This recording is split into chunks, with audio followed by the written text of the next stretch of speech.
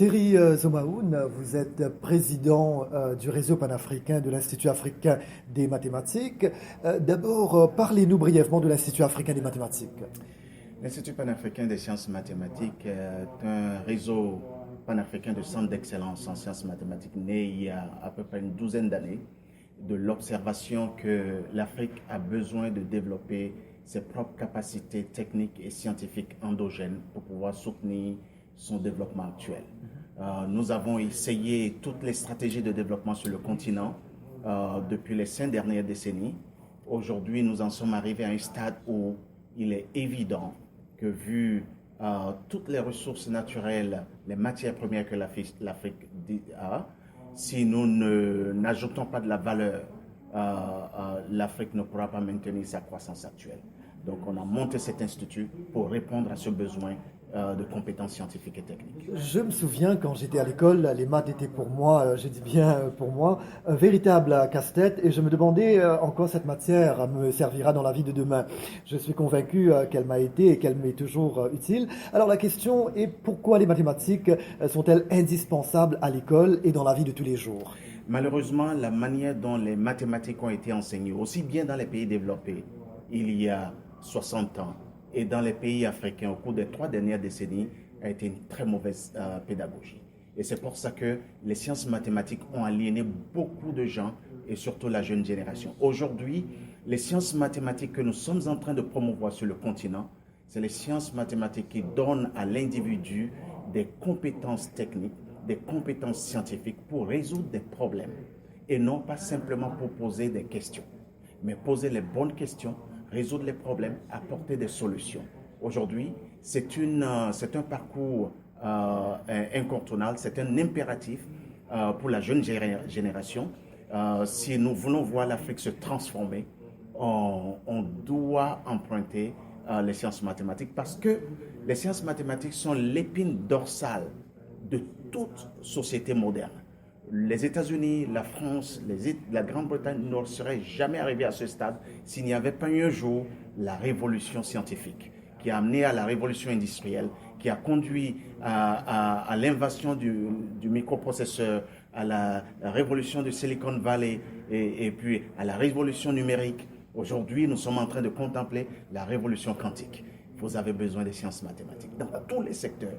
Vous avez dit régler les problèmes, apporter des solutions. Alors justement, en quoi par exemple les maths peuvent aider à créer des emplois pour les jeunes en Afrique, le chômage des jeunes africains qui demeure un épineux problème. Donc en quoi les maths peuvent aider? Aujourd'hui, vous avez sur le continent beaucoup de jeunes qui sont en train de chercher un emploi. Mais pourquoi les jeunes doivent-ils attendre que quelqu'un leur donne un emploi, alors que s'ils disposaient des compétences techniques et scientifiques capables d'inventer quelque chose, de résoudre un problème, et les problèmes, c'est parce qu'il manque autour du continent. Vous avez des problèmes dans le secteur de l'environnement, vous avez des problèmes logistiques.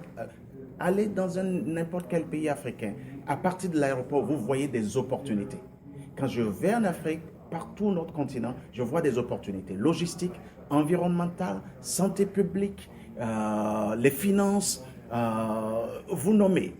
Et quand vous avez les compétences de résoudre des problèmes, les sciences mathématiques vous confèrent ces compétences scientifiques. Premièrement, dans le domaine de la santé publique. Vous pouvez essayer de modéliser à l'échelle d'un pays les régions qui sont les régions les plus à risque dans le domaine du paludisme, par exemple. Quand vous arrivez à le savoir, vous savez exactement combien de population il y a dans cette région, à quel moment le palu surgit dans cette région. Vous pouvez élaborer des politiques de santé publique appropriées à cause de la modélisation épidémiologique. Vous avez d'autres domaines, comme le domaine de l'environnement. Mais justement, en fait, si vous me permettez, j'allais vous poser des questions concernant les autres problèmes récurrents en Afrique, comme les conflits, les crises politiques, la pauvreté, la famine et les maladies, comme l'épidémie d'Ebola qui sévit en ce moment en Afrique de l'Ouest. La question est ambitieuse. Les mathématiques peuvent-elles, de quelque façon que ce soit, contribuer à relever les défis de l'Afrique? Je dirais oui, et avec un O majuscule. Je commencerai par votre dernier exemple, l'épidémie d'Ebola. C'est triste que pour une épidémie comme celle-là, dont nous connaissons l'existence depuis une quarantaine d'années, qu'on n'ait plus rien fait. Et quand je dis on n'ait plus rien fait, je ne pointe pas du doigt les autorités africaines uniquement, je pointe du doigt la communauté internationale. Et ça prend à rien du tout. Premièrement, ça prend une carte épidémiologique de cette pandémie. Une carte épidémiologique avec une simple modélisation mathématique, vous pouvez savoir exactement au Libéria, en Guinée, en Sierra Leone ou en République démocratique du Congo, où est-ce que l'épidémie va surgir dans les 10, 20, 30 années prochaines. À partir de ce constat simple, vous pouvez prendre les mesures concrètes pour attaquer, endiguer l'épidémie. On aurait pu le faire. Aujourd'hui, l'épidémie est là. Une fois encore, les sciences mathématiques peuvent aider dans ce domaine exactement comme les sciences mathématiques ont aidé dans le traitement du cancer. Les sciences mathématiques peuvent aider également dans la résolution des problèmes de trafic. C'est quelque chose que nous savons, c'est quelque chose qui marche. L'Afrique ne va pas réinventer la roue, il suffit simplement d'utiliser ses compétences scientifiques en mathématiques pour pouvoir résoudre les problèmes du continent. Et je suis heureux de constater qu'il y a un progrès qui est fait sur le continent. Mais il faut encore à nouveau une masse critique de mathématiciens et de jeunes mathématiciens capables d'utiliser leurs compétences pour résoudre ces problèmes. Vous parlez de jeunes mathématiciens. Alors justement, il y a un projet ambitieux que propose votre institut, le Next Einstein Initiative. Parlez-nous de ce projet. Comment profite-t-il aux jeunes africaines et africains? Le projet que nous avons, le projet Next Einstein Forum, c'est un grand projet. Ce sera le premier forum mondial des sciences qui va avoir lieu sur le sol africain. Et nous voulons amener sur le continent des chercheurs et scientifiques de haut niveau de tout le monde entier, mais ce sera le forum des jeunes Africains qui inventent, les jeunes Africains qui innovent, les jeunes Africains qui créent, qui entreprennent, qui résolvent des problèmes.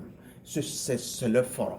Et nous voulons valoriser les sciences, pas seulement les sciences mathématiques, nous voulons, comme nous le disons, réconcilier les sciences et l'humanité.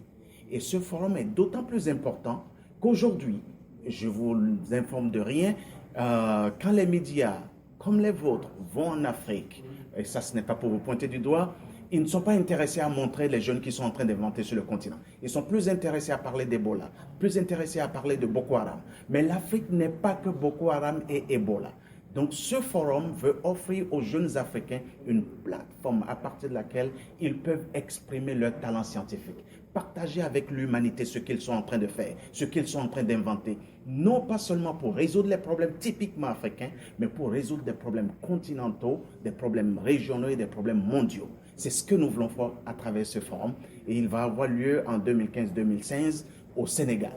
Très bien, et je sens en fait la conviction dans la voix, le prochain Einstein sera-t-il africain? Tout à fait, il n'y a même pas de doute.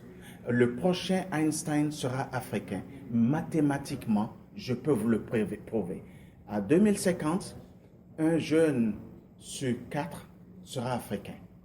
Vous ne devenez pas Einstein quand vous avez 80 ans. Beaucoup de continents seront en vieillissement. L'Europe est en train de vieillir. L'Amérique résiste encore. Seule l'Asie va tenir la route avec l'Afrique. Et l'expérience nous a montré que les grands mathématiciens que nous avons eus se sont exprimés avant 40 ans ou juste après 40 ans. Donc mathématiquement, le pool d'1 milliard de jeunes dans lequel il faut aller puiser des talents scientifiques va se trouver en Afrique.